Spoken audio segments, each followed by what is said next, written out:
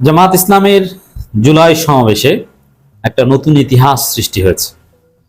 জামাত ইসলামের জুলাই সমাবেশে জনতার ঢল, লোকে লোকারণ্য। জুলাইয়ের প্রত্যেকটা বাক জামাত ইসলামী যেভাবে ধারণ করে, এটা সত্যি ইউনিক। জামাত এই ক্ষেত্রে অনন্য, সাধারণ, অসাধারণ, অন্য যে কারো চাইতে আলাদা। জুলাইয়ের সমস্ত গুরুত্বপূর্ণ স্পটকে জামাত রিমেম্বার করেছে, গুরুত্বপূর্ণ জায়গাকে জামাত কো-মেমোরেট করেছে।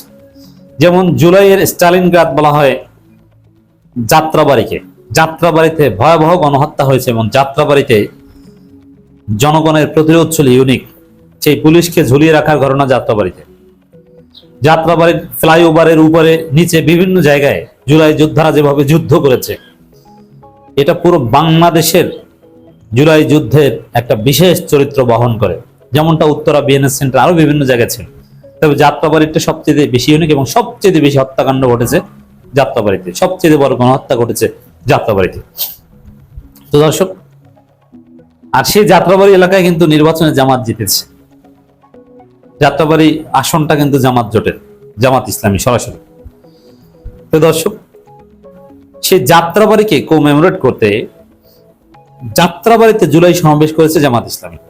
এখন বাংলাদেশের রাজধানী ঢাকায় সমাবেশের বিভিন্ন স্পট আছে। নয়া পল্টন, পুরানা পল্টন, আগে ছিল পল্টন ময়দান, মতিঝিল শাপলা চত্বর ঐতিহাসিক, সোহরাওয়ার্দী উদ্যান, শাহবাগ, এখন আবার মানিক মিয়া এভিনিউ ইজ ইম্পর্টেন্ট, সেদিকে দৃষ্টি পড়েছে অনেকের।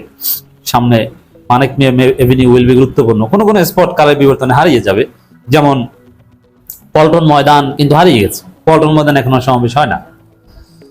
এরপরে বঙ্গবন্ধু এভিনিউ, আওয়ামী লীগের কার্যালয়, ওখানেও বড় বড় সমাবেশ হতো, 0 পয়েন্ট, ওইসব এলাকাকে কেন্দ্র করে। কিন্তু যাত্রাবাড়ি ওটা ঢাকার একটা সাইট, ঢাকার প্রবেশ মুখ যাত্রাবাড়ি, সায়দাবাদ, ওখান থেকেই দক্ষিণাঞ্চলের লোকজন বেসিক্যালি ঢুকে। তো দর্শক, ওই জায়গায় রাজনৈতিক সভা সমাবেশের জন্য এমনি ছোট বিক্ষিপ্ত মিছিল বা হরতাল অবরোধ বা এগুলোর প্রতিরোধ হয়, কিন্তু বড় কোনো সমাবেশ হয় না। কিন্তু জামাত ইসলামী যাত্রাবাড়িকে কো-মেমোরেট করার জন্য যাত্রাবাড়িতে জুলাই সমাবেশ করেছে এবং বিরাট সমাবেশ অনুষ্ঠিত হয়েছে। লোকে লোকারণ্য, জনতার ঢল, ঢেউ। দর্শক, এখান থেকে একটা বিষয় প্রমাণিত যে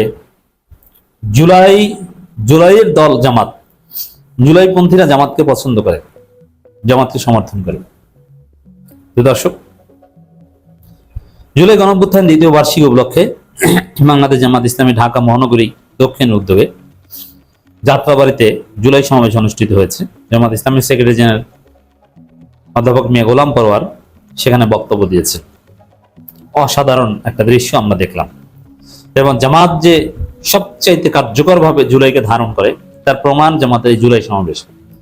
জুলাইয়ের প্রতি জামাতের আন্তরিকতা যে সবচেয়ে বেশি তার প্রমাণ হচ্ছে জুলাইয়ের স্মৃতি বিজড়িত এলাকাগুলোতে জামাত জিতে।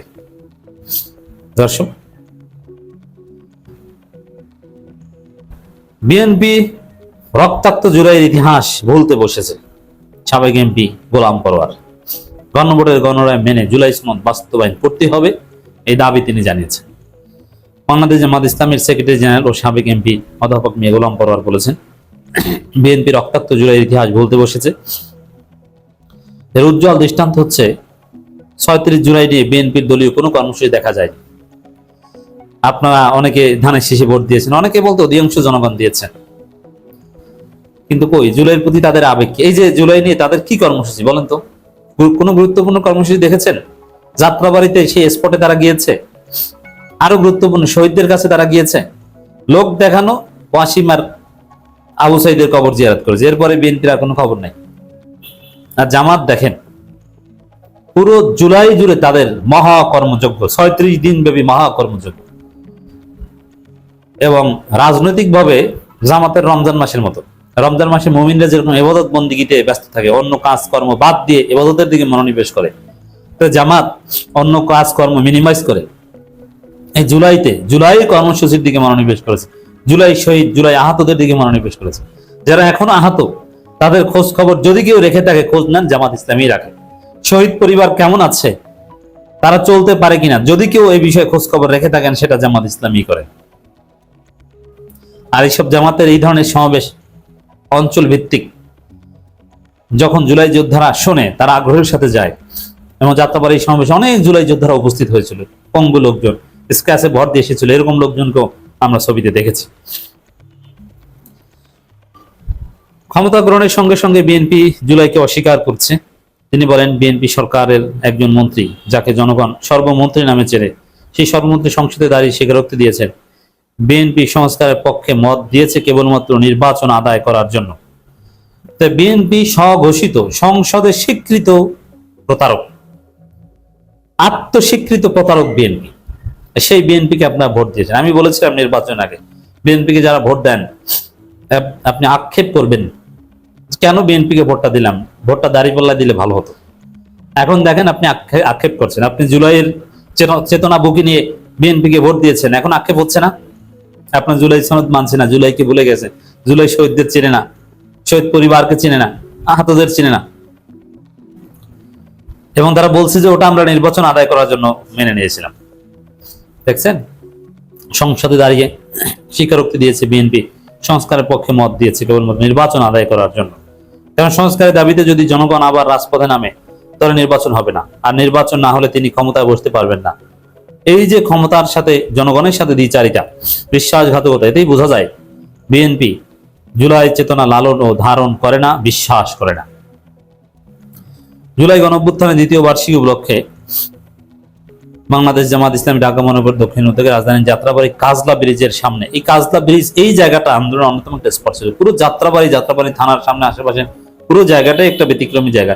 তার মধ্যে এই কাজলা ব্রিজ জায়গাটা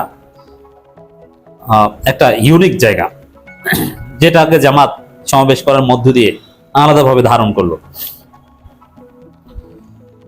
এ সময় তিনি আরো বলেন, জুলাইয়ের ইতিহাসে এমন বর্বরতা, দুনিয়ার ইতিহাসে এমন বর্বরতা কোথাও নেই যে নিজ দেশের জনগণকে হেলিকপ্টার দিয়ে গুলি করে কোন প্রধানমন্ত্রী ক্ষমতায় থাকতে চায়। আমরা সেই নিষ্ঠুরতা, বর্বরতা ভুলতে পারি না। হাসিনা আর পেটুও বাহিনী যেভাবে গুলি করে মানুষকে হত্যা করেছে, হত্যার পর লাশে আগুন দিয়ে ছাই করে দিয়েছে। তিনি প্রশ্ন রাখেন, এত মানুষ কেন জীবন দিল, কেন পঙ্গুত্ব বরণ করলো? কারণ মানুষ চেয়েছে নিজের জীবনের বিনিময় হলো রাষ্ট্রের পরিবর্তন হোক। মানুষ ক্ষমতার পরিবর্তন চায়নি, মানুষ চেয়েছে সিস্টেমের পরিবর্তন, মানুষ চেয়েছে বৈষম্যহীন একটি কল্যাণ। তখনকার সময় সবচাইতে আলোচিত বিষয় বৈষম্য বিরোধিতা। আসলে কি কোনো বৈষম্য বিরোধিতা হয়েছে? না, জাস্ট আওয়ামী লীগ গেছে, বিএনপি ক্ষমতায় এসেছে। রাষ্ট্রের গুণগত কোনো পরিবর্তন, কোনো সংস্কার হয়নি। আর সেই সংস্কারের যে সনদ, জুলাই সনদ, এটাকেই বিএনপি এখন বাস্তবায়ন করতে চায় না, এটা নিয়ে প্রতারণা করছে। দর্শক, জামাত ইসলামী যে জুলাইয়ের পক্ষের সবচাইতে কার্যকর দল, জুলাইয়ের পক্ষে যে জামাত অনন্য অসাধারণ, তার প্রমাণ হচ্ছে জামাতের এই ব্যতিক্রমী উদ্যোগগুলো।